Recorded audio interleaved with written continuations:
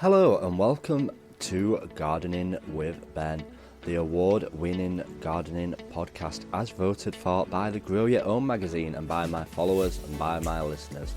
I hope that you have all clicked that subscribe button. If you're new to the podcast channel, please do click the subscribe button and then you get notified of all the new podcasts that get launched. And if you're not following me on Facebook, Instagram, YouTube and TikTok, make sure you look for Gardening with Ben and follow me on all my social medias. So sit back, relax, grab a brew and let's enjoy today's gardening podcast with Ben. Hello and welcome back to Gardening with Ben for a brand new episode. It's been a while since his last one. I can't even remember when his last episode were. It was that long ago, and I do apologise for that. But we have had a busy time, and I'm sure if you've been following me on Facebook and Instagram, you will see why I've been busy and what I have been up to at the allotment garden. And and if those of you that know, I entered a competition quite a bit back for best gardening blogger and best gardening influencer. Now the gardening influencer, I weren't up against massive names. They were just normal general bloggers, a bit like myself, and I thought maybe I've got a chance of winning this one. I didn't get entered for this one last year. It was best gardening podcast last year, and they didn't have that category this year, so we entered for the best gardening influencer. And I won it, and I couldn't believe it. I was like, what? Another award year after year with the Grow Your Own magazine. And I was so amazed that I'd won it. It certainly made my year. And the other one that I entered was Best Gardening Blogger Writer. Now, I was up in the category for this last year, and I was up against Alan Titchmarsh and Monty Don. And I didn't even get in the top 3 last year. And I thought, I hope I get in top 3 this year.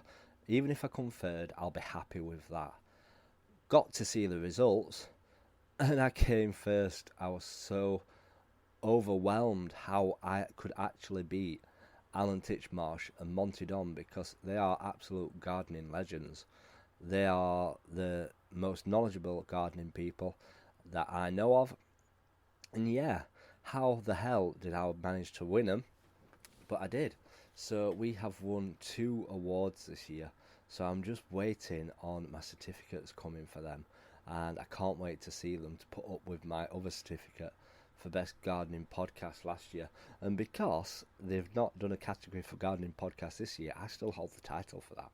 So I'm keeping hold of it until next time that category comes back again.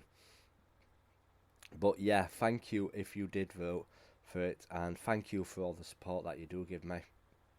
It does mean the world to me.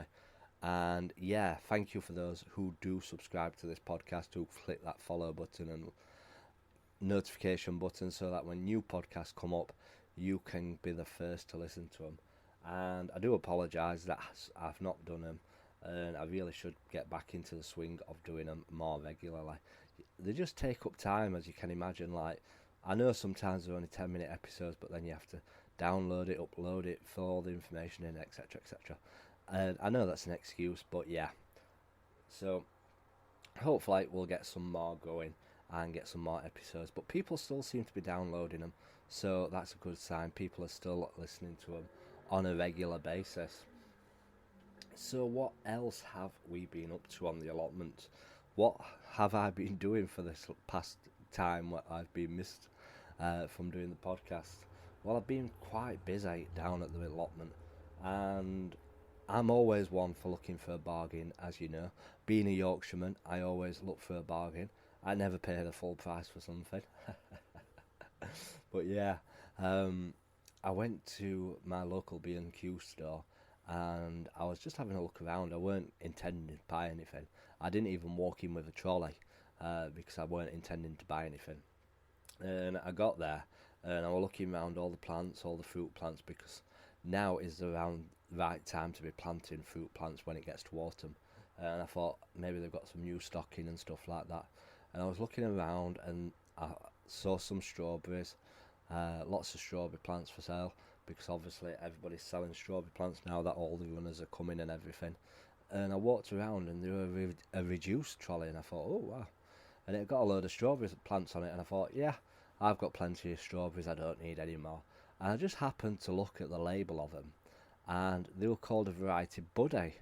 And being interested in gardening like I am, I thought I'll go and have a look at the what is the Buddy variety and what I can actually find on it. So I had a look, and it said ever fruiting strawberries, and I thought, wow, I have been looking for these. My neighbour's got some on his plot, and he's had some strawberries off his strawberry plant all summer. It keeps on fruiting all the time, and they taste absolutely delicious, and they're normal sized strawberries as well. So I thought, I need to get some of these, and obviously he's only got a couple, so he wouldn't have many runners coming off him and stuff like that. But yeah, I thought I need to get some of these. So there were full trolley full of them, absolutely loads. Some were looking dead, but some were looking alright, to be honest. If salvageable, I can never say that word. But yeah, they were looking healthy, and I could bring them back to life. So I thought, I need to get these. I ended up filling a trolley with 26 plants altogether.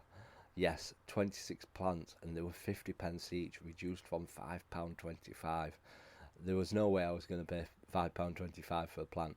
But yeah, I managed to get them for 50p each, so that's like £13 for 26 plants. And the best thing is that some of these strawberry plants had runners coming off them as well, so there were free plants coming off them. So I thought, I need to get them, so I got them, and I ended up leaving them in my car for a day because I'd finished work. I was on night shift that day, so I ended up taking them down to the allotment the day after. So they were all just sat in back of my car for like a day. Thankfully it wasn't too hot, so they all survived, and we got them down to the allotment, and we planted them all out. I've not cut off the runners yet because I want the strawberry plants to take, and then once the strawberry plants are taken, I can plant up the runners what are coming off them, and hopefully we might get some more runners coming from them. And if we do, we might be able to even double the amount of plants that I've got, and eventually, hopefully, we can replace all the normal strawberry plants that I've got with these ever-growing strawberries, and then I will have a continuous supply of strawberries all the way through the summer. And that is the plan coming up. Hopefully we can actually do it. And apparently these Buddy strawberries, they're a pink flower rather than the white flower, so I'll be able to tell the difference between the plants and see which varieties are which is a good thing, to be honest, because normal strawberry plants are white flowers, but these are pink flowers. So for the time being, I've just put them in a bed that I got empty, just for them to take root and to come back to life, and then possibly March time I'll move them to my final location of where I actually want them to grow, and hopefully next year we'll have ever-growing strawberries all the way through the year. Well, through the summer period, we'll not just have one crop off them. And yeah, I'm looking forward to this. Because that's the thing with strawberries, they all ripen at the same time, and then you've picked them all, and then that's it. They usually you're usually picking them for about 2 to 3 weeks, and then that's it. So hopefully we can get a supply all the way through summer, which I'm certainly looking forward to. So what next have we been up to? Well, last year I absolutely shoved hundreds of daffodil bulbs in my plot because I wanted to attract the bees more and more to my plot, and adding bulbs to the garden encourages the bees to come, which I'll talk about in one of my other podcast episodes, so I'm not going into that bit too much. But because I've got lots of daffodils in now, I'm wanting to add tulips in this year. The plan is to add loads of tulips in. Now, the tulips usually flower after the daffodils, so I'm hoping that I can continue this continuous colour through the plot. And obviously tulips usually a lot taller than the daffodils, so I'm hoping to put the daffodils at the front and then the tulips at the back and make a nice display. And if you've seen pictures of my front of my plot from my videos and my lives, It's full of summer flowers at the moment, absolutely blooming. And I went down today and there's dahlias coming out as well that have just come out in the past week. They look absolutely gorgeous. They're like a red colour dahlia, absolutely amazing. So I'm pleased with how they've come on. So I'm not obviously going to touch this summer flower bed at the moment, but when it gets to November, I'll hopefully be planting all my tulip bulbs. And I have bought some new daffodil bulbs for the front as well, because I'm tempted to take out all the bulbs from the front of my plot and put brand new bulbs in this year. They've been in a few years, the ones at the front of my plot. I know the areas that I've put them in my actual plot, on the plot, but the front of my plot, it's been about the same for the last few years, and there seems to be a few less bulbs this year, as obviously squirrels come and take them, and rats and stuff like that. So I'm hoping to put a brand new display on, and this time try and organise it a bit better, so that I've got all the tulips at the back, the daffodils in front of them, possibly hyacinths in front of them, possibly crocuses in front of them, obviously in high order, because you don't want to be planting crocuses at the back when they're the smallest and stuff like that. So I need to make a plan of what I want it to look like at the front of my plot. I want it to make it so attractive and impressive, because people on the plot allotment site have been saying how much the front of my plot looks beautiful, and other plot holders want to copy me and do the front of their plots up as well. So we'll see if they actually do it next year. But I'm encouraging my plot neighbour to do it as well, so if you're listening to this, go out and get some bulbs. But yeah, I'll talk about the importance of growing bulbs on the plot in a future episodes. So how is my pumpkin doing? If you've seen pictures of my pumpkin, it's getting bigger every week. And I thought it's not growing as much this week. It seems to have slowed down, and I'm thinking, has it got to the size that it's actually going to grow to? And it's nice and orange as well. I thought it might have got to the end. It might be ready for picking. It might not be growing anymore. But I've been down to the plot today after not being at the allotment for 4 days, and wow, it's gone huge. Whether because I go down every day when I'm off, I don't notice it growing in size. But this time it's absolutely grown massive this time. So yeah, it's getting bigger, and I'm going to have to move it soon because it's in a gap in my path and it's starting to squeeze up against the wood, so I need to lift it up a bit so that it's above where the wood actually is.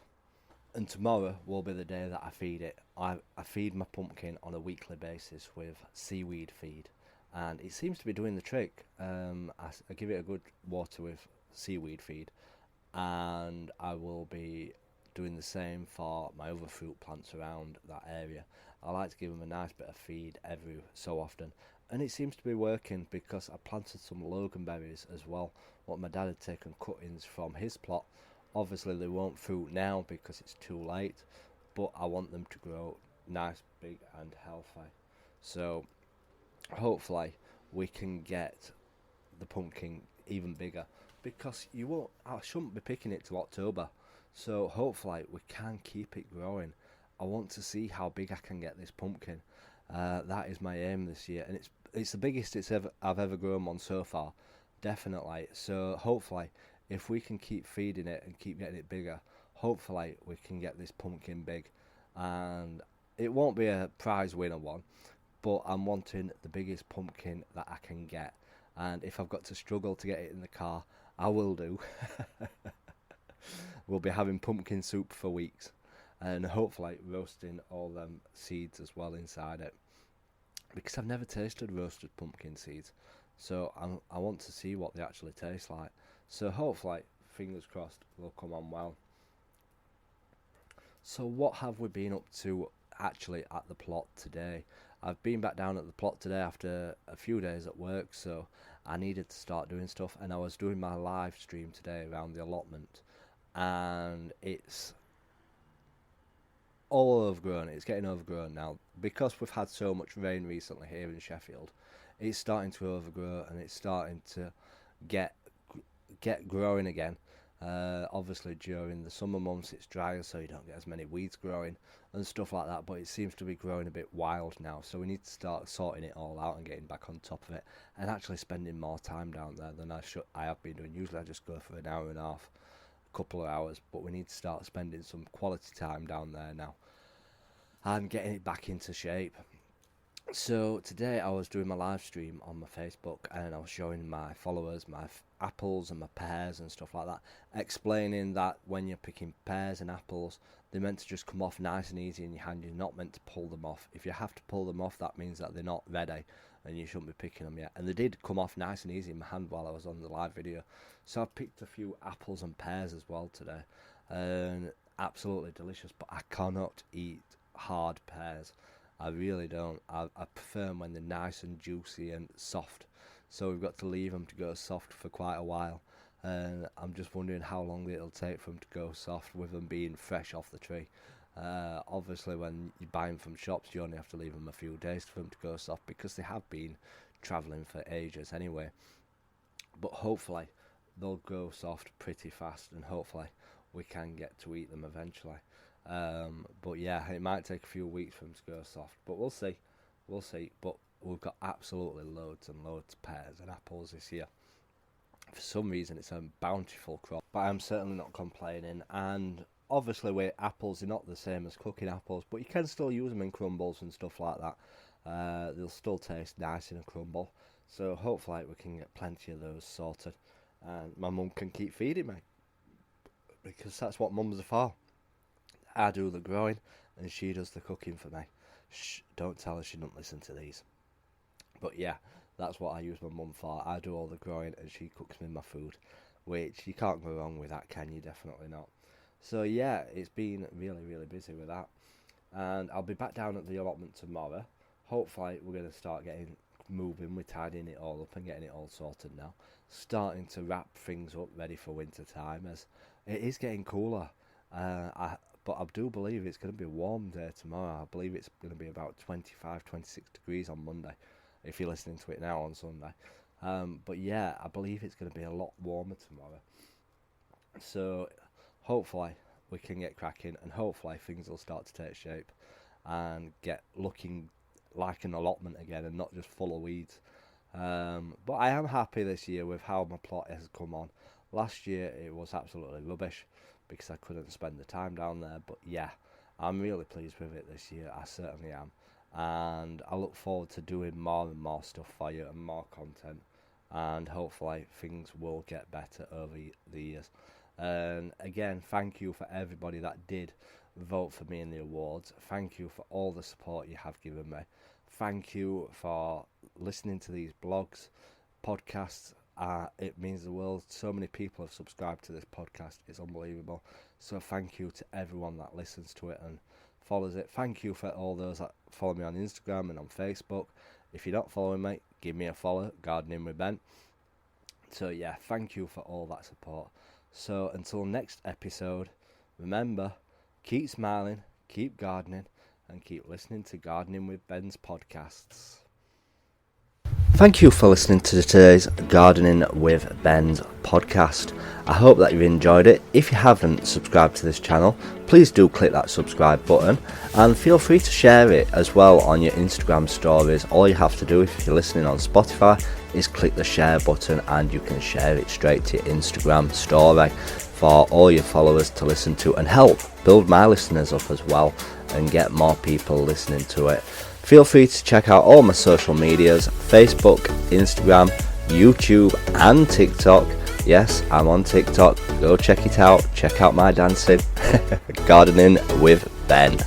And check out the link as well in the description of this podcast where you can check out my gardening t-shirt shop where I sell funny t-shirts with all different funny logos and designs on. And feel free to support me by purchasing one, and all the money obviously goes back into my allotment where I can share more gardening tips with you all. So until next time, remember, keep smiling, keep gardening and keep listening to Gardening with Ben's podcast.